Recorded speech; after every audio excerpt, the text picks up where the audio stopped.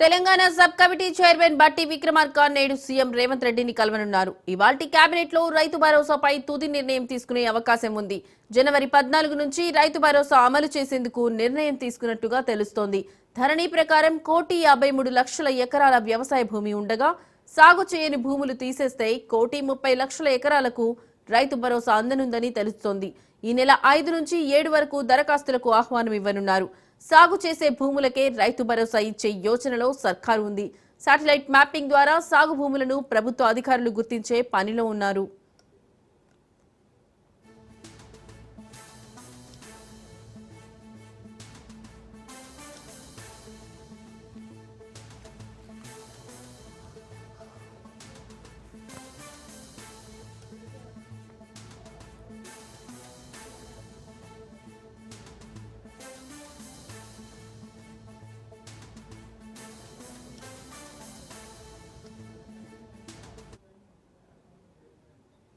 Telangana sub committee chairman బట్టి విక్రమార్క నేడు CM Revanth రెడ్డిని కలవనున్నారు. ఇవాల్టి కేబినెట్ లో రైతు భరోసాపై తుది నిర్ణయం తీసుకునే అవకాశం ఉంది.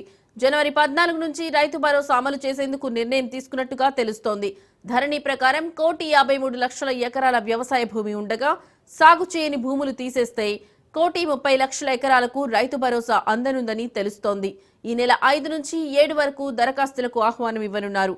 సాగు చేసే భూములకే రైతు భరోసా ఇచ్చే యోచనలో సర్కారు ఉంది. శాటిలైట్ మ్యాపింగ్ ద్వారా సాగు భూములను ప్రభుత్వ అధికారులు గుర్తించే పనిలో ఉన్నారు. ఇక ఇదే అంశానికి సంబంధించిన మరింత సమాచారం మా ప్రతినిధి రాజు ఫోన్లో అందిస్తారు. రాజు, చెప్పండి, మీ దగ్గరున్న లేటెస్ట్ అప్డేట్స్ ఏంటి? లక్ష్మి, నిన్న కేబినెట్ సబ్ కమిటీ రాష్ట్ర సచివాలయంలో సమావేశమైంది. రైతు భరోసా విషయంపై ఏదైతే విధి విధానాలను అయితే ఖరారు చేయడం జరిగింది. ముఖ్యంగా రేపటి జరగబోయే కేబినెట్ ఏదైతే సమావేశం ఉందో ఆ సమావేశానికి ఇప్పటికే ఏదైతే నివేదించవలసిన విషయాలు ఉంటాయో, ముఖ్యంగా ఎట్లాంటి అంటే రైతు భరోసాలో ఎట్లాంటి నియమాలు ఉండాలి, ముఖ్యంగా ఎవరికి రైతు భరోసా ఇవ్వాలి, ఎవరికి ఇవ్వకూడదు, దాని కట్ ఆఫ్ ఎన్ని ఎకరాలకు పెట్టాలి, ఒకవేళ పెడితే గనక సో ఎట్లాంటి విధి విధానాలు ఉండే దానిపై కూడా నిన్న సుదీర్ఘంగా కేబినెట్ సబ్ కమిటీ చర్చించడం జరిగింది. నిన్న కేబినెట్ సబ్ కమిటీ చైర్మన్ గా ఉన్నటువంటి మల్లు భట్టి విక్రమార్క ఆధ్వర్యంలో ఈ సమావేశం అయితే నిన్న జరగడం జరిగింది. ఈ యొక్క సమావేశంలో మంత్రులు పొంగులేటి శ్రీనివాసరెడ్డి, తుమ్మల నాగేశ్వరరావు, అదేవిధంగా శ్రీధర్ బాబు వీళ్ళు అక్కడ పాల్గొనడం జరిగింది. అయితే నిన్న ఏదైతే వీళ్ళు ఫైనల్ చేసినటువంటి ఏదైతే కేబినెట్ సబ్ కమిటీ విధి విధానాలు ఉన్నాయో ఇవన్నీ కూడా మంత్రివర్గానికి సిఫారసు చేసేందుకు ఈ రోజు ఆ యొక్క నివేదికను ముఖ్యమంత్రి రేవంత్ రెడ్డికి అందించేందుకు sub committee chairman Mallu Bhatti Vikramarka ఈ రోజు ముఖ్యమంత్రి రేవంత్ రెడ్డిని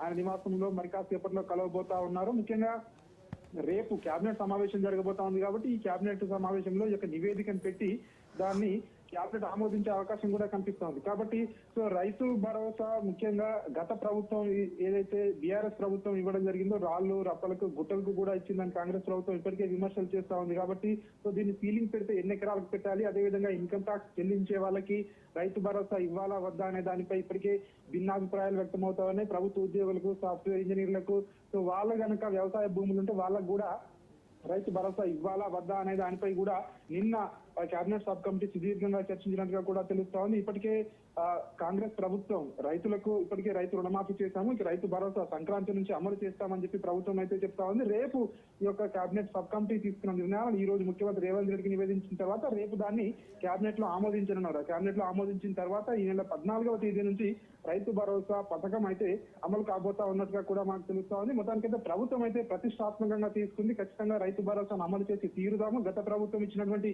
ఎకరానికి సంవత్సరానికి 10,000 కాదు, మేము 15,000 ఇస్తామని చెప్పి ప్రభుత్వం చెప్తా ఉంది. అయితే దీంట్లో కొన్ని కండిషన్స్ పెడతామని చెప్తా ఉన్నారు. ఎట్లాంటి కండిషన్స్ పెట్టబోతా ఉన్నారు అనే దానిపై ఒక ఉత్కంఠ అయితే కొనసాగుతా ఉంది.